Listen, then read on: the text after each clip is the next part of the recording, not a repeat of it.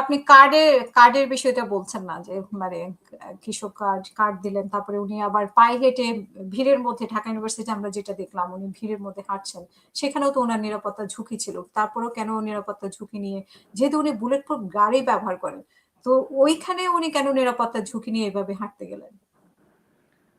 এখানে মূল ব্যাপার হলো কি জানেন যে এটা সাইকোলজিক্যাল। প্রথমে কার্ডের কথা আমি বললাম না এই কারণে, আমি তো আসলে খুব সীমিত জীবন যাপন করি।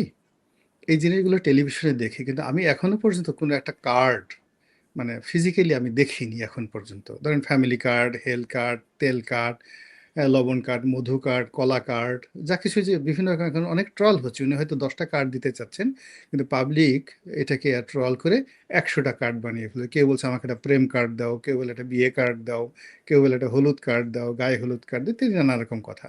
তো হোয়াট এভার মেবি, তিনি যে কার্ডগুলো দিয়েছেন ফিজিক্যালি আমি একটা কার্ড দেখিনি, এবং ইন্টারনেটে মানে কেউ বলেনি যে এই যে দেখো একটা কৃষক কার্ড, এই যে দেখো একটা ফ্যামিলি কার্ড, মানে এরকম কোনো নমুনা এখন পর্যন্ত কার্ডের আসেনি।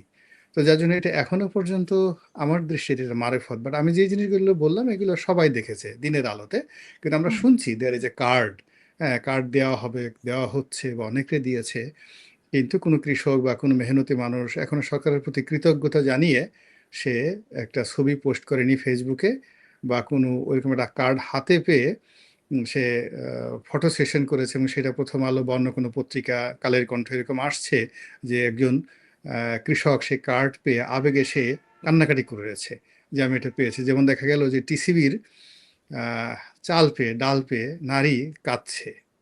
হ্যাঁ, হুম। সারাদিন সে 2 দিন ক্ষুধার্ত, ক্ষুধার্ত অবস্থায় সে টিসিবির যখন চালটা পেল, চাওয়ার পর সে কাঁদছে। তো এরকম একটা আবেগ, কার্ড পাওয়ার পরে যে একটা আবেগ, এটা দেখিনি। বরং আমরা যেটা দেখেছি যে কার্ড দেবে এই কথা বলে ধর্ষণের মতো ঘটনা ঘটেছে। কার্ড দেবে এই কথা বলে অনেকের কাছ থেকে 3,000 টাকা করে নেওয়া হয়েছে, যে তোমাদেরকে কার্ড দেওয়া হবে। অনেক জায়গায় শোনা যাচ্ছে যে তোমাদেরকে কার্ড দেওয়া হবে তালিকা, বাট চুক্তি হলো প্রথম মাসের যে টাকাটা এটা আমাদেরকে দেবা। তো এই জিনিসগুলো, নেতিবাচক জিনিসগুলো সামনে আসছে। ইতিবাচক যে কার্ডের যে বিষয়টা পাওয়ার পরে তিনজন মানে একটা মানুষ খুব খুশি হয়েছে, এখানে আলোড়ন সৃষ্টি হয়ে গেছে, এরকম কোনো ঘটনা সামনে আসেনি। যার জন্য এটাকে আমার কাছে মনে হচ্ছে যে ওনার যে প্ল্যান আছে, কার্ড যে প্ল্যান, সেটা প্ল্যান বি, এটা এখনো সামনে ফ্রন্ট লাইনে আসেনি। এই হলো অবস্থা।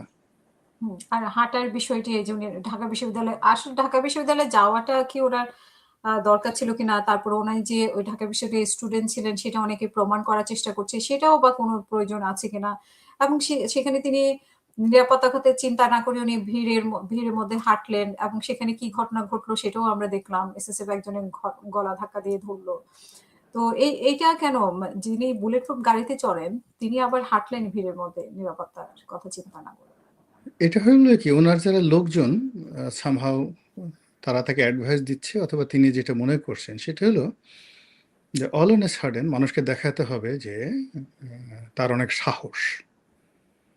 তো এই যে সাধারণ মানুষের মধ্যে যখন সাহস দেখানোর বিষয় আসে, তো এরকম মানুষ অনেক কাজগুলো করে। যে একজন প্রধানমন্ত্রী তার সমস্ত প্রোটোকল ভেদ করে তিনি চলে গেলেন, এটা প্রমাণ করার অর্থ হলো যে তিনি খুব সাহস, ফলে আমাকে মানে কেউ মারতে এসো না বা আমাকে পাঙ্গা নিতে এসো না, হ্যাঁ আমি যথেষ্ট সাহসী।